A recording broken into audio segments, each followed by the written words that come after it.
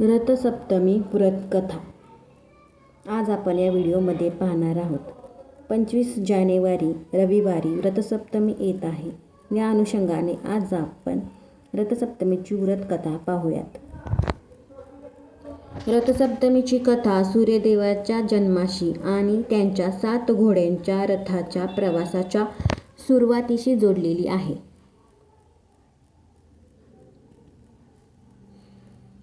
ज्यात राजा यशोधर आणि श्रीकृष्णाचा पुत्र शांब यांच्यासारख्या पात्रांच्या कथा आहेत.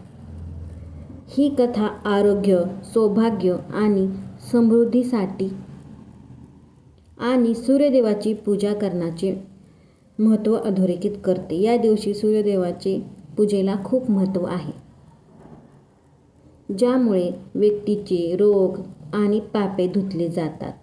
तर मूळ कथा किंवा मुख्य कथा काय आहे ते आता पाहूयात. तर राजा यशोधर हा खूप मोठ्या देशाचा राजा होता. त्याच्या देशाचं नाव होतं कंबोज.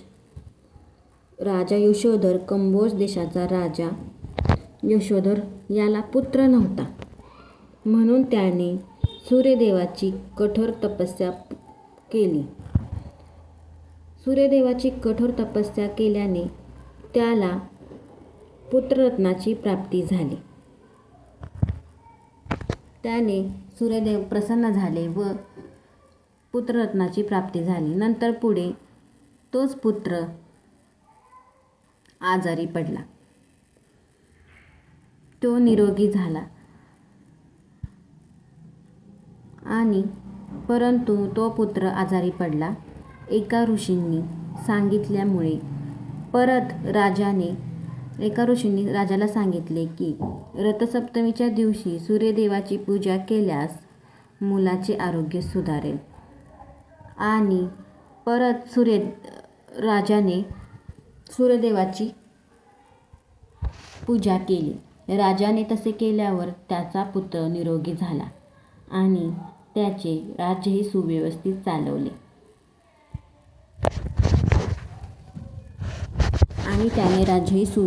चालवले भगवान श्रीकृष्णाचा पुत्र शांब याला दुर्वास मुनी यांच्या शापामुळे कुष्ठरोग झाला होता.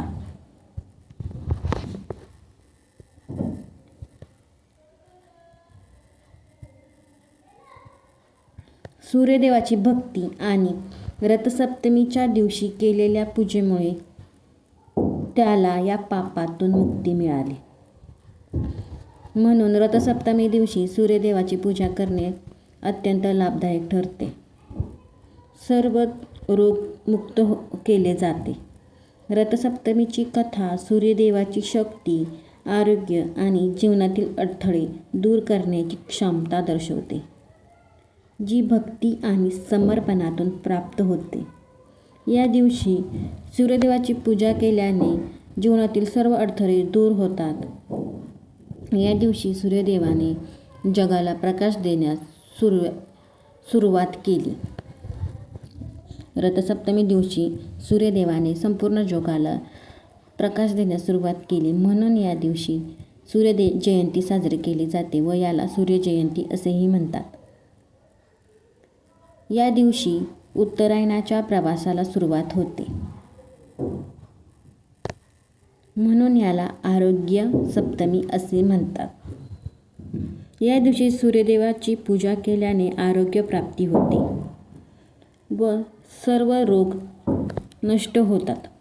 या दिवशी सूर्यदेवाला नमस्कार करणे आणि रुईच्या पानांनी स्नान करणे हे आरोग्यासाठी उत्तम मानले जाते. म्हणून या दिवशी सर्वांनी रुईच्या पानांनी स्नान करावे. आरोग्यासाठी खूप चांगले असते. रथसप्तमीची कथा सूर्यदेवाची जयंती, आरोग्य आणि ज्ञानाशी जोडलेली आहे. ज्यात राजा यशोधर्म आणि त्यांच्या आजारी मुलाची कथा प्रमुख आहे. तो मुलगा बरा झाला. जिथे संत मुलाने रथसप्तमीचे व्रत केल्यावर तो बरा झाला आणि सुखी राज्य केले. तसेच हा दिवस सूर्यदेवाचा जन्म मानला जातो. या दिवशी सूर्यजयंती साजरी केली जाते. तसेच आरोग्य सप्तमी पण साजरी केली जाते. जो या दिवशी 7 घोड्यांच्या रथातून पृथ्वीवर ज्ञान देण्यासाठी निघतात. म्हणून याला सूर्यजयंती किंवा आरोग्य